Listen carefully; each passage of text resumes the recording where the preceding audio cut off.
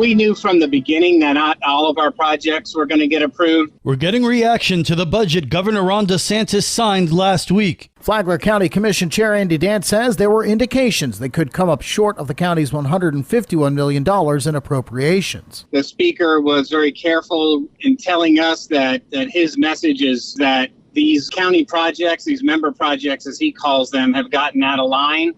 And ultimately, the governor was going to start reining some of the spending in on these member projects. So we knew we were not going to get all of them. In total, the governor vetoed $46.5 million in spending for Flagler County projects. The governor did also say in his release that some of these have other grant opportunities that the counties can go after. The one drawback to those is the matching portion of the grants, but there are grants for transportation projects, for septic to sewer projects, resiliency projects. Those all have different state funding mechanisms through grants, and we are pursuing every grant opportunity that we can. The governor vetoed $950 million in spending from the state's $116.5 billion budget. For Flagler's Morning News, I'm Daryl Moody. Good morning, Flagler County. I'm Rich Carroll. You're listening to Flagler's Morning News on Monday, June 17th. A road rage incident in Palm Coast leads to 2 arrests. A road rage incident has resulted in the arrest of a Palm Coast couple.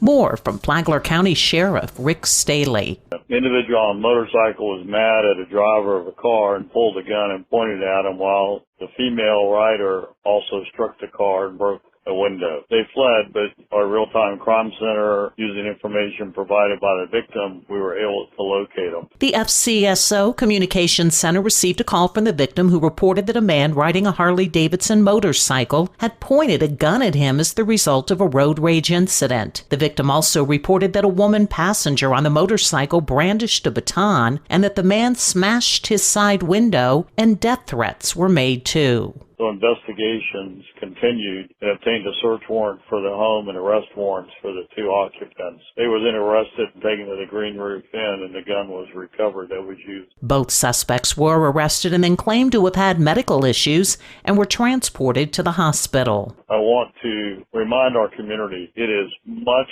easier to de-escalate a situation than to escalate a road rage incident. This could have turned into a deadly encounter. Unfortunately, it did not. Sheriff Staley adds irresponsible and angry drivers have no place in Flagler County. For Flagler's Local Morning News, I'm Karen Johnson. This local news is a service of Flagler County's Toyota dealer, Beaver Toyota US 1 St. Augustine, here to wow you.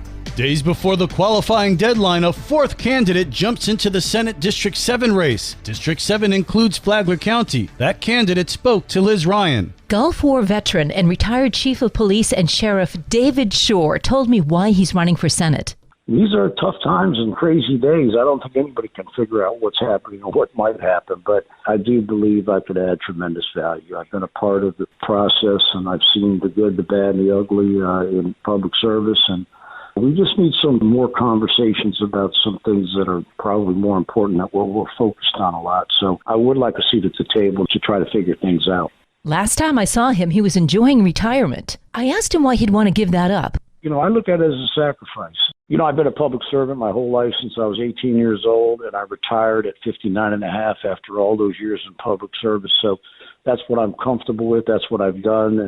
I don't like what I'm seeing out there, and I think a lot of people in this country are tired of us elected officials, but I want to get back in the arena. I think I can add tremendous value. I'm just a guy that's been a public servant my whole life, and if I can offer service to the people in Tallahassee as they try to figure things out, as this world's changing so fast, I'm willing to do it. For the District 7 Senate seat, David Shore is running against other Republicans Jerry James and Tom Leake. Also running is the self-funded candidate George Anthony Hill. She is running as a Democrat. For Flagler's Morning News, I'm Liz Ryan. This local news is a service of Flagler County's Toyota dealer, Beaver Toyota US 1 St. Augustine, here to wow you.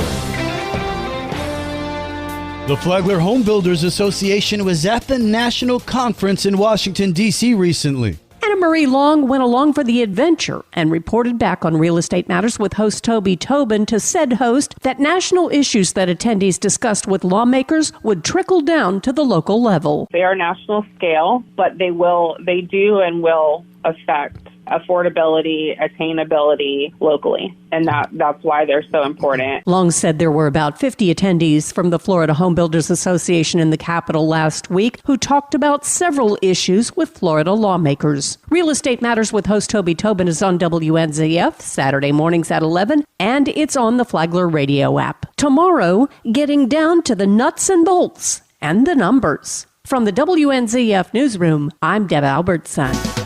And now you're up to date on Flagler's Morning News. I'm Rich Carroll.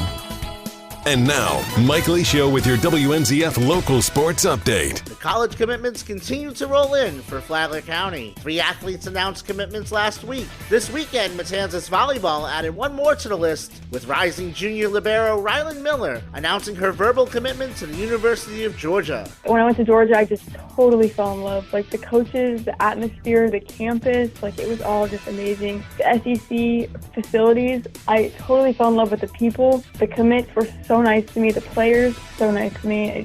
I just knew right there in those first 5 minutes of talking to the coaches, I just knew it was awesome.